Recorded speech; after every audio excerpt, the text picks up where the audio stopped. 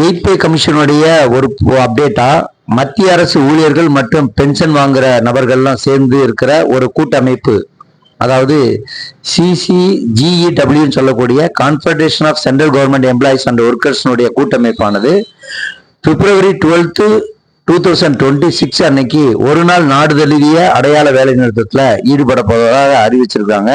இதற்கான முறையான அறிவிப்பை மத்திய அமைச்சரவை செயலாளர், அதாவது கேபினட் செக்ரட்டரியிட்ட கொடுத்து பெர்மிஷன் வாங்கியிருக்காங்க அப்படின்னு. இவங்க முக்கியமா வைக்கப்படக்கூடிய கோரிக்கையானது என்னென்ன அப்படின்னா, எயிட் பே கமிஷனுடைய டீமோடு சம்பந்தப்பட்ட ஒரு விஷயமாகவும், முக்கியமா பார்க்க வேண்டியது இடைக்கால நிவாரணம், அதாவது இன்டரிம் ரிலீஃப்னு சொல்லக்கூடிய இடைக்கால நிவாரணத்தை ஒரு கோரிக்கையாகவும், DADR 50% மேல இருக்கு, அது இணைக்கணும் அப்படிங்கிற ஒரு கோரிக்கையை முன் வச்சோம். பழைய ஓய்வூதிய திட்டத்தை அமல்படுத்தப்பட வேண்டும் அப்படிங்கிற கோரிக்கையை முன் வச்சோம். நிலுவைத் தொகை 18 month DADR இன்னும் தரப்படவில்லை அப்படிங்கிற கோரிக்கையையும் முன் வச்சோம்.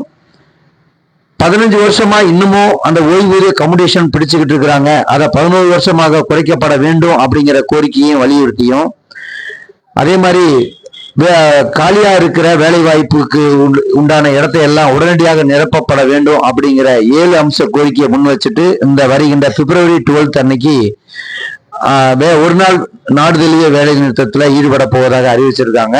இதுல என்னன்னா, இதை பத்திய டீட்டெயிலான வீடியோ பார்க்கறதுக்கு கீழே இருக்க லிங்கை கிளிக் பண்ணி ஃபுல் வீடியோ பாருங்க. நன்றி, வணக்கம்.